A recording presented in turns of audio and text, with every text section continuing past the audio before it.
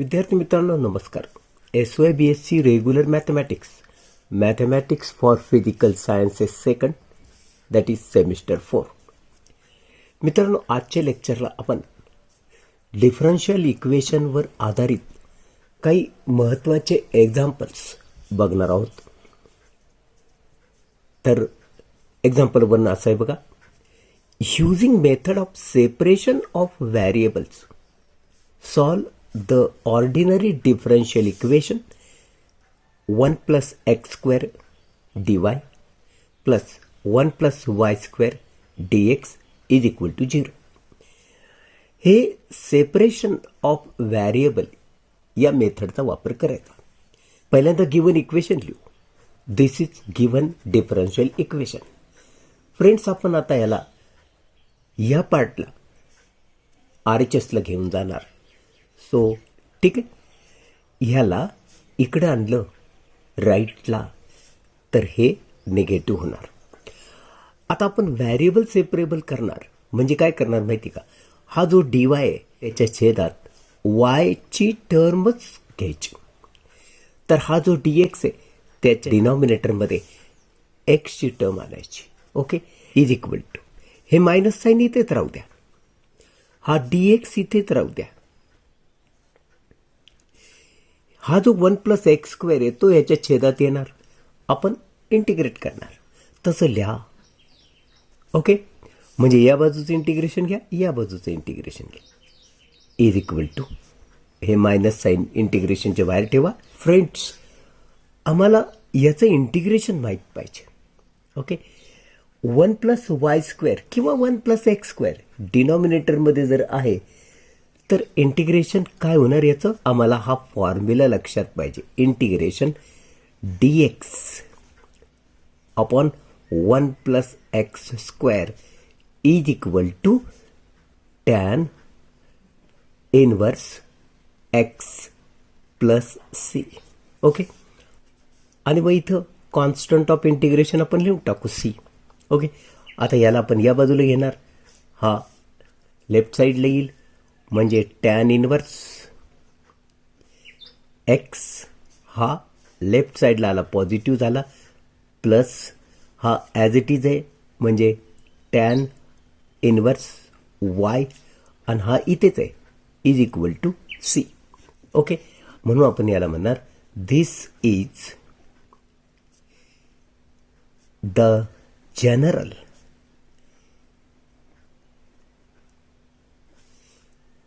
solution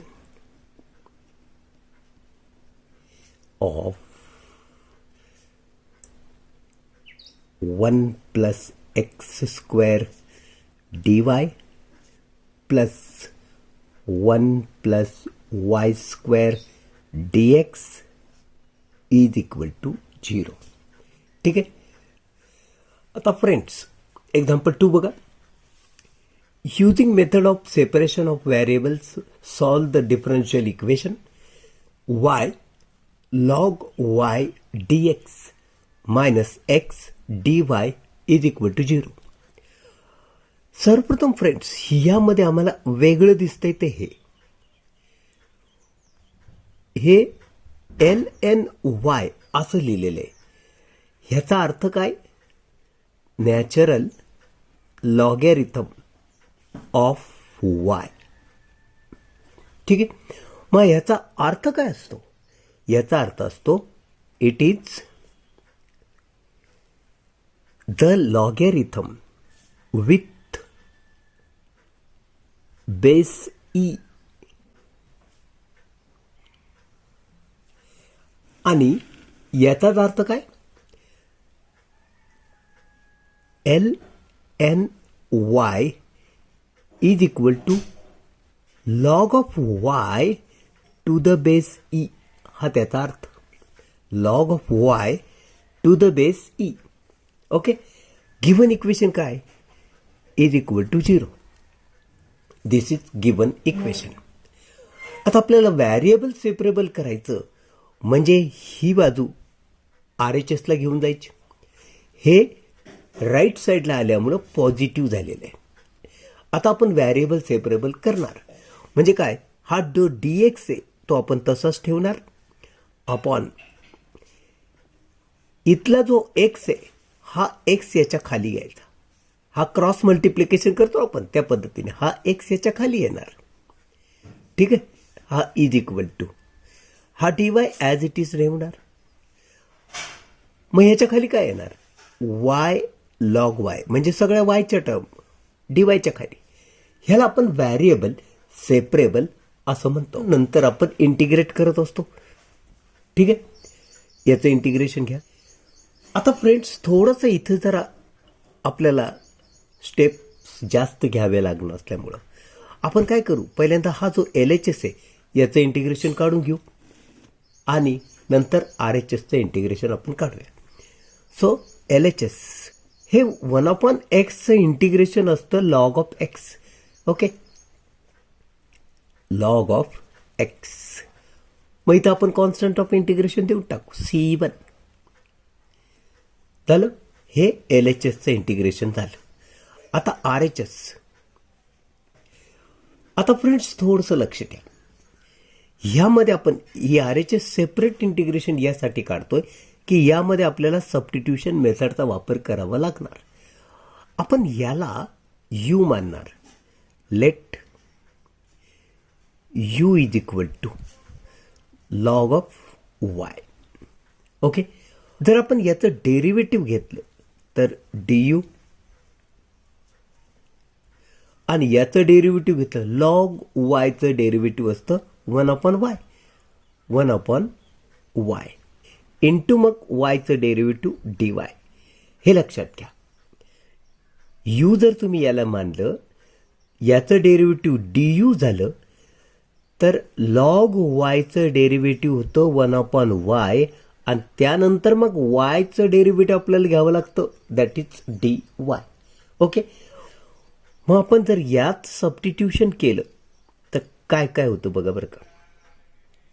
integration हे जे RHS आहे ह्या RHS मध्ये इथं नीट बघा हे इंटिग्रेशन लिहिलं.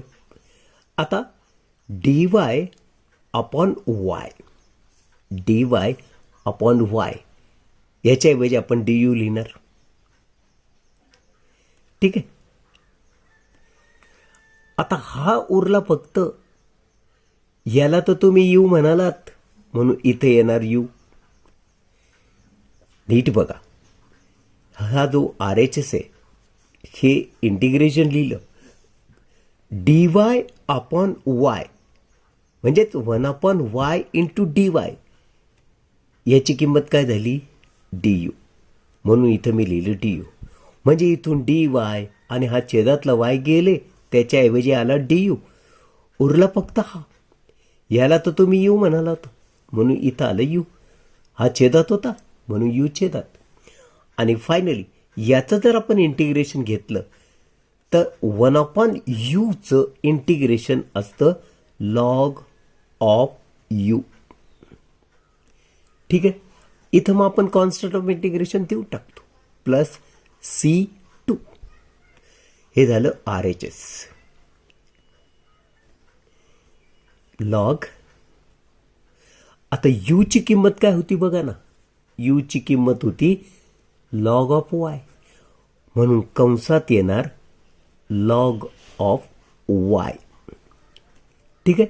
आणि हा कॉन्स्टंट ऑफ इंटिग्रेशन C2 जसाच्या तसा. काही कन्फ्यूज व्हायचं नाही. ही झाली RHS. तुम्हाला माहिती आहे LHS इज इक्वल टू होतं RHS. हो ना. मग LHSचं इंटिग्रेशन काय होतं. LHSचं इंटिग्रेशन होतं log of x plus C1. Log of x plus C1. ठीक आहे. इज इक्वल टू आता RHSचं हे तुमच्यासमोर आहे log of y plus C2. Log of y plus C2. आता आपण काय करूया हे जे कॉन्स्टंट आहेत एका बाजूला घेऊन टाकू. आता फ्रेंड्स हा C1 आपण या बाजूला नेतोय म्हणजे log of x is equal to log of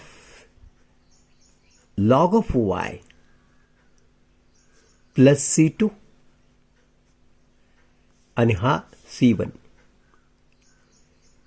आता फ्रेंड्स तुम्हाला हे माहिती आहे C2 C1 हे कॉन्स्टंट आहे, त्यांची वजाबाकी केली तर ती पण कॉन्स्टंटच असणार. म्हणजे आपल्याला माहिती therefore C2 minus C1 is equal to also a constant that is C. हा कॅपिटल C लिहूया. म्हणजे हे काय झालं, log of x is equal to log of y plus C. ठीक आहे, दिस इज. तर अशा रीतीने this is the general solution. Okay. Example 3 बघा. Using method of separation of variables solve the ordinary differential equation x y dash is equal to 1 minus 4x² tan of y. ठीक आहे, काय दिले given equation, हा y dash याचा अर्थ derivative. Okay, dy by dx ते आपण पहिल्यांदा लिहू. हा dy इथेच ठेवा.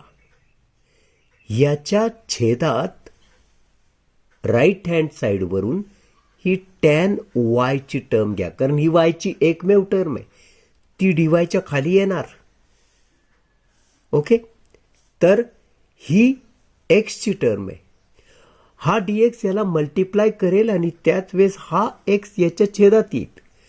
म्हणून आपण कसं लिहिणार, हा dy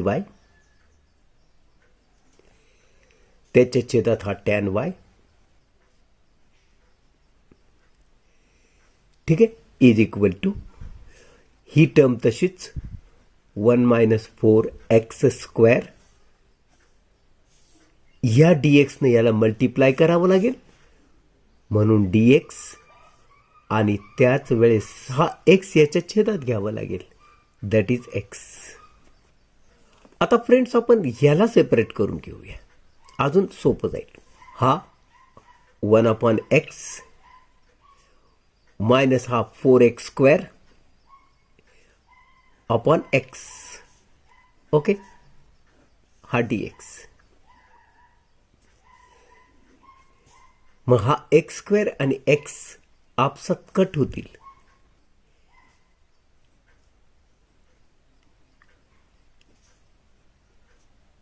तर आपल्यापाशी शिल्लक राहील 1/x minus 4x into dx. ठीक आहे, आता आपण इंटिग्रेशन घेणार आहोत. त्यामुळे असं होईल, या बाजूचं इंटिग्रेशन म्हणजे dy upon tan of y is equal to या बाजूचं integration 1/x minus 4x dx. तुम्हाला माहिती टॅन ऑफ वाय म्हणजेच sine y upon cos y. ठीक आहे, तर इथे हे सेपरेट करूया. या dxने याला मल्टिप्लाय केलं सेपरेट झालं, मायनस याने याला मल्टिप्लाय केलं सेपरेट. म्हणजे हे जे sine y upon cos y हे इनव्हर्सली मल्टिप्लाय केलं तर ते होणार cos y upon sine y dy. हा कॉस वाय वर येईल, साइन वाय खालीच, is equal to integration 1/x dx minus हा 4 इंटिग्रेशन x dx. आता आपण इंटिग्रेशन घेऊया. ह्या डिनॉमिनेटरचं डेरिव्हेटिव्ह जर न्यूमरेटरमध्ये असेल तर या इंटिग्रेशनला आपण काय म्हणणार, लॉग ऑफ डिनॉमिनेटर. ओके, आणि डिनॉमिनेटरमध्ये तर साइन वाय, म्हणून आपण असं लिहू शकतो लॉग ऑफ साइन वाय. ठीक आहे, नीट बघा. डिनॉमिनेटरचं डेरिव्हेटिव्ह जर अंशात असेल तर अशा इंटिग्रेशनला आपण म्हणतो log of sine y. Okay, is equal to इथं याचं integration log of x minus एक्सचं इंटिग्रेशन काय झालं, एक्स स्क्वेअर अपॉन 2. मग कॉन्स्टंट ऑफ इंटिग्रेशन देऊन टाका प्लस सी. ठीक आहे, ह्या 2 याला तुम्ही डिवाइड पण करू शकता. मग तुमच्याकडे येणार log of sine y is equal to log of x minus 2x square plus c of. भेटूया पुढच्या लेक्चरमध्ये. तोपर्यंत मी आपला निरोप घेतो. नमस्कार.